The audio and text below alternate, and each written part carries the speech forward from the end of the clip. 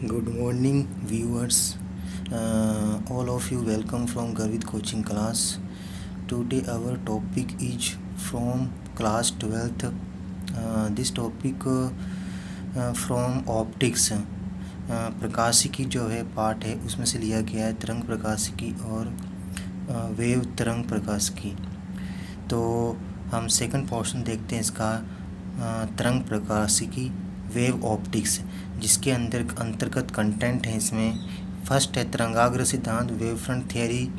दूसरा है तरंगाग्र सिद्धांत से परावर्तन की व्याख्या, एक्सप्लेनेशन अबाउट रिफ्लेक्शन।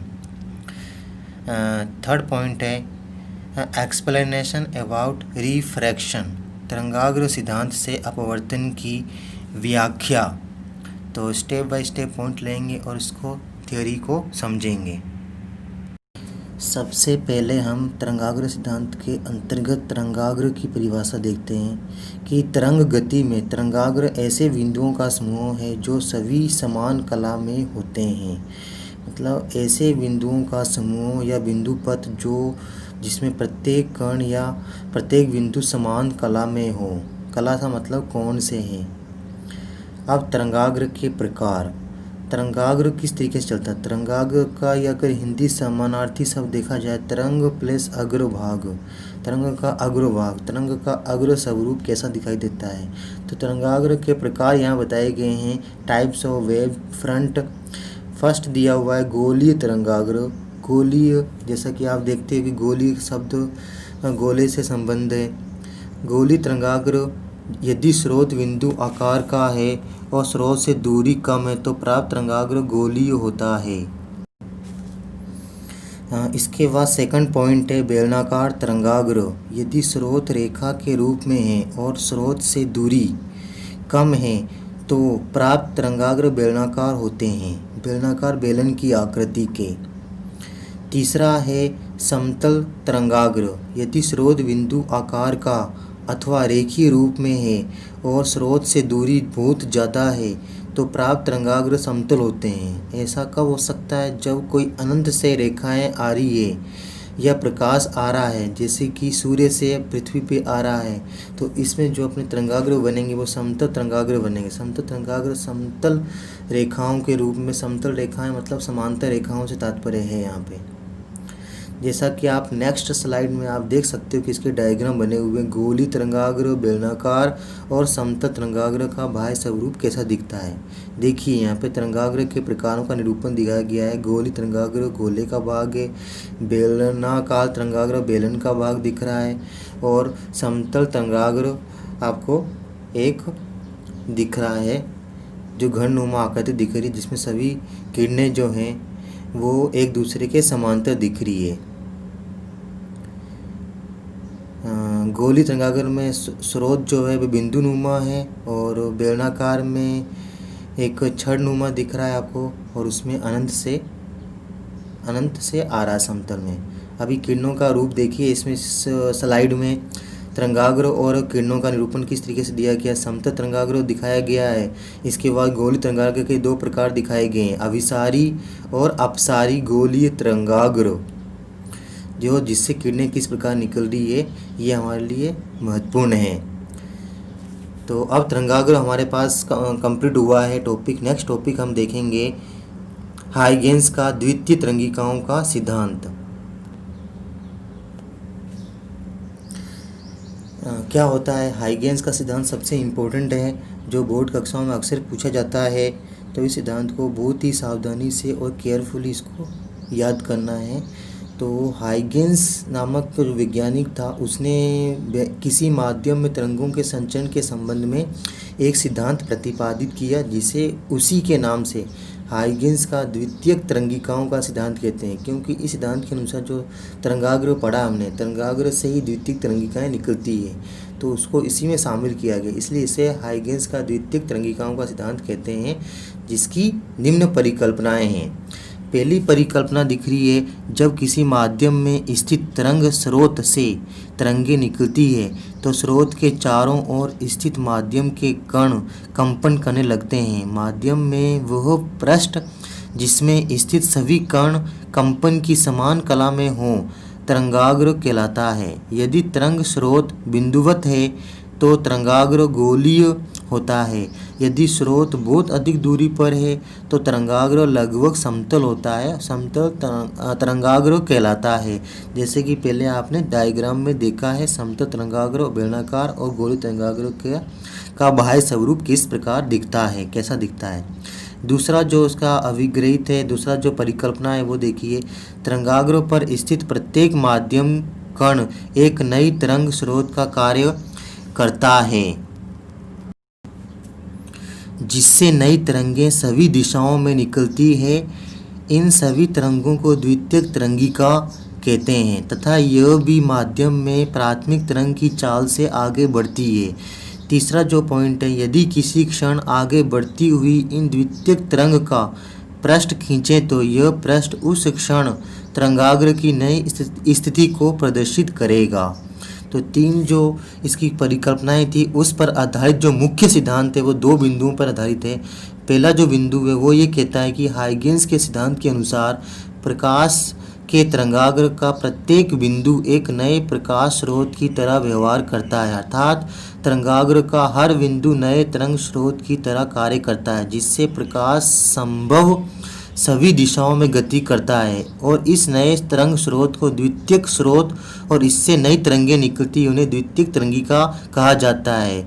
ऐसे ही आगे चलता रहता है, जैसा कि चित्र में आपको नीचे दिखाया गया है। चित्र को देखिए, इसके बाद हम इसका जो द्वितीय अभिग्रहित है उसको हम समझते हैं।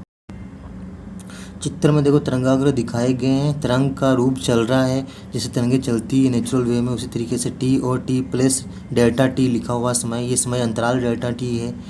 ये स्वरूप दिखा हुआ समतल का, गोलीय का, दोनों का।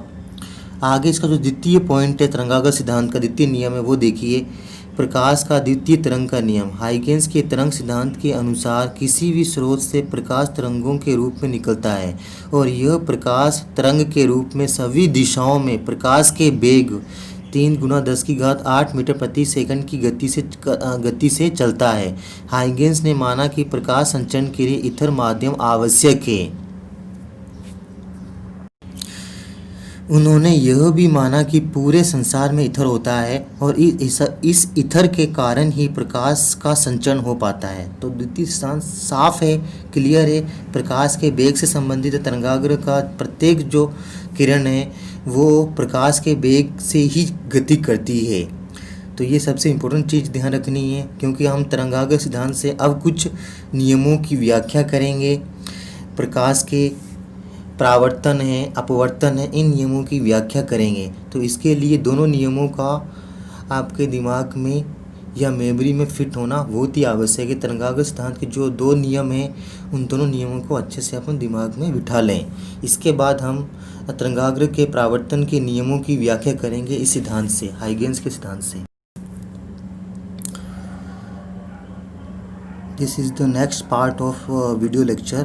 परावर्तन की व्याख्या हमारे सामने आ रहा है। देखिए यहाँ पे डायग्राम बना हुआ है, कुछ किरणें दिख रही है आपको।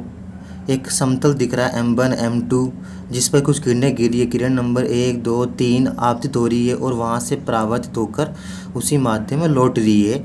और N2P यहाँ पे एक हमारे पास लाइन दिख रही है, डॉटेड लाइन, जो यहाँ पे नॉर्मल है, अविलंब है।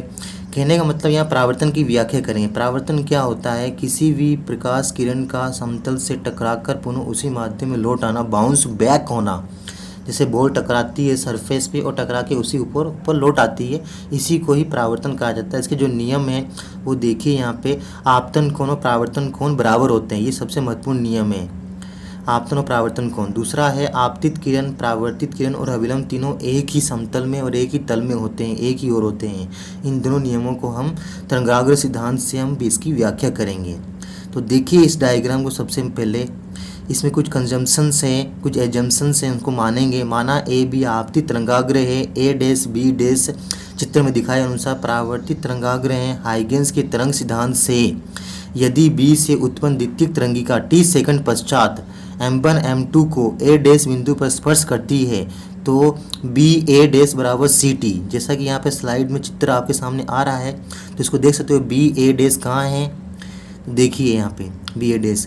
अब सी यहाँ पे प्रकाश का वेग है, समीकरण नंबर 1 रख देंगे। बी ए डैश बराबर सी टी है। सी यहाँ प्रकाश का वेग टी समय है, वेग गुना समय मतलब दूरी होता है। बी से ए डैश की दूरी यहाँ पे सी टी है।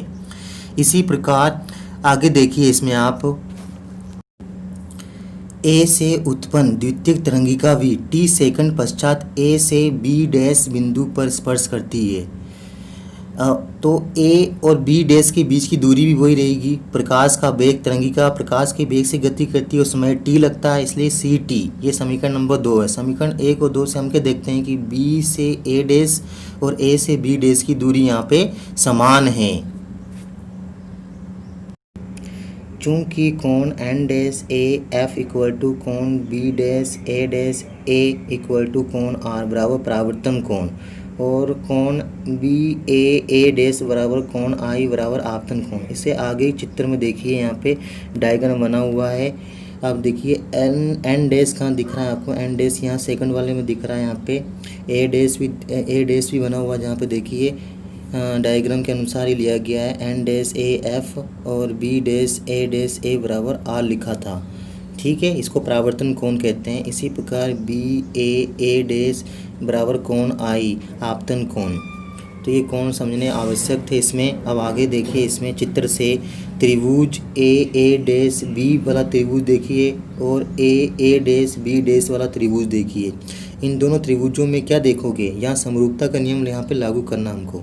चित्र आपके सामने आ रहा है, त्रिभुज आपको दिख के आइडेंटिफाई कर लिया। ए बी और ए डैश बड़ा त्रिभुज दिख रहा है और ए बी डैश और ए डैश वाला बड़ा त्रिभुज आपको चित्र में दिख रहा है।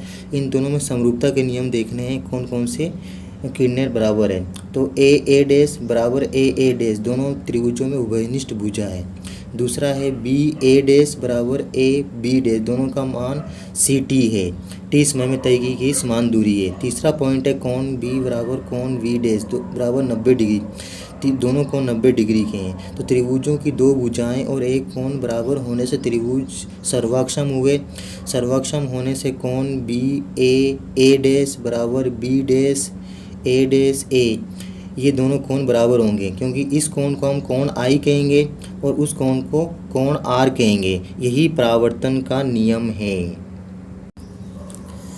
तो परावर्तन के नियम का सत्यापन हो गया। यहाँ पे परावर्तन का दूसरा जो नियम है वो डायग्राम से अनुसार आप देख सकते हो कि डायग्राम में भी आपतित तरंगाग्र ए बी, परावर्तित तरंगाग्र भी हमारे पास और अविलंब तीनों कागज के तल के लंबवत हैं और एक ही ओर स्थित हैं, जैसा कि आपने डायग्राम में देखा है। यही परावर्तन का द्वितीय नियम है। तो परावर्तन के दोनों नियमों का यहाँ पे व्याख्या और सत्यापन हुआ है तरंगाग्र सिद्धांत का उपयोग करते हुए। स्टार्टिंग पॉइंट तरंगाग्र सिद्धांत था, जिससे हमने परावर्तन के नियमों को व्युत्पन्न किया है, व्याख्या की है। अब हमारा नेक्स्ट पार्ट देखेंगे अगली स्लाइड में।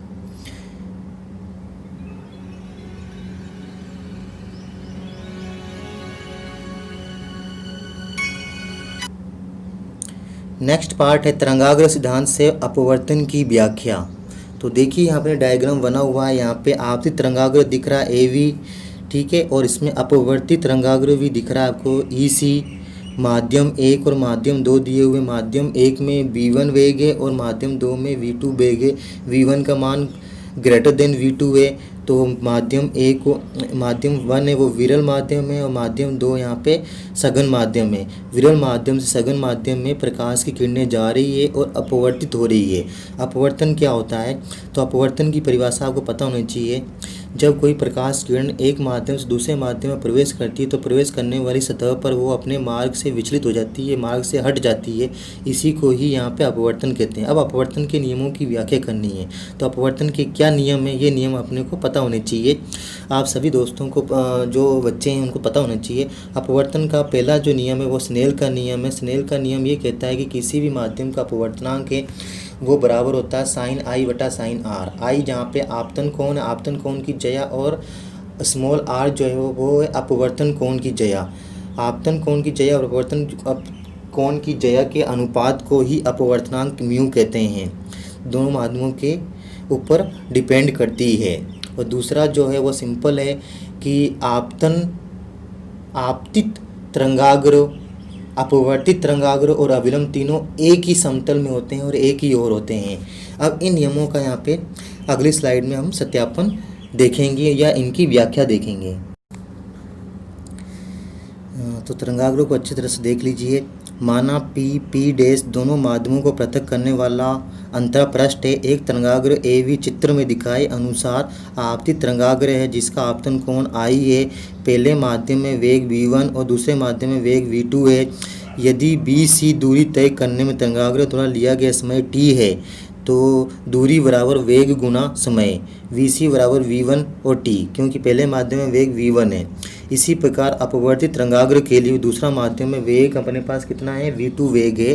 तो जो दूरी दिख रही है यहाँ पे a से लेकर e तक, इसे अपवर्तित तरंगाग्र कहते हैं। तो ये दूरी कितनी होगी, v2 इंटू टी। यहाँ पे भी समय t लग रहा है और वेग यहाँ पे v2 है। तो देखिए यहाँ पे ए ई बराबर v2 t लगेगा, यहाँ पे दूरी लगेगी।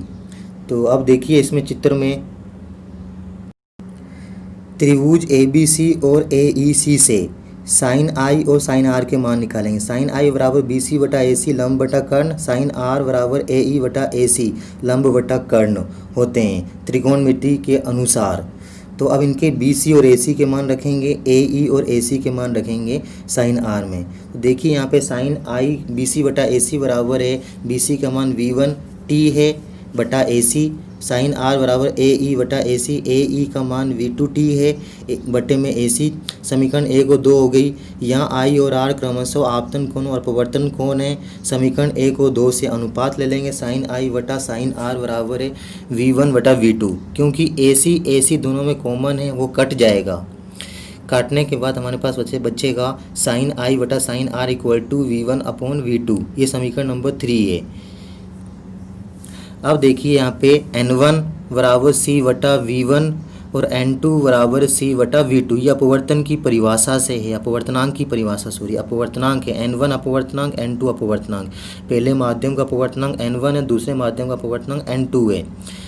n1 n2 क्रमशः माध्यम 1 और 2 के अपवर्तनांक या अपवर्तनांकों के रूप में समीकरण 3 को निम्न प्रकार लिख सकते हैं। n1 साइन आई बराबर n2 साइन आर। ये हम इस तरीके से इनको लिख सकते हैं, n1 साइन आई बराबर n2 sign are. Sign i बटा साइन आर बराबर है n2 बटा n1। n2 बटा n1 को n21 कहते हैं। यही स्नेल का अपवर्तन का नियम है। तो यहाँ समीकरण नंबर जो निकाली थी हमने 2, 3, 4, 5, इन सभी का यहाँ पे उपयोग किया गया है। इन सभी का उपयोग करने के बाद हमारे पास में ये संबंध सूत्र आया है। समीकरण नंबर 3, 4 और 5 का एक्सप्लेनेशन देखिए। n1 बटा n2 बराबर c बटा v1 था और c बटा v2 n2 का मान c से c यहाँ पे कट गया। देखिए स्लाइड में अब यहाँ पे n बटा n2 बराबर v2 बटा v1 हमारे पास में आया है। n1 v1 बराबर n2 v2 ये हमारे पास आया है। समीकरण नंबर 3 से देखिए साइन आई बटा साइन आर बराबर v1 बटा v2, और इसके बाद देखिए यहाँ पे इनके मान दे रखे हैं, दोनों को कंबाइन कर दिया जाए तो ये आ जाएगा n1 साइन आई बराबर n2 साइन आर। इस तरीके से हमारे पास स्नेल का नियम आता है। तो यही अपवर्तन का स्नेल का नियम है जो हमने तरंग सिद्धांत से जिसकी व्याख्या की। At the end, thanks all viewer for watching my video from Garvit coaching class by R.S. Chaudhary. Please subscribe my YouTube channel and like and share if you like it helpful for the students of class 12th preparing their board exam. Thank you.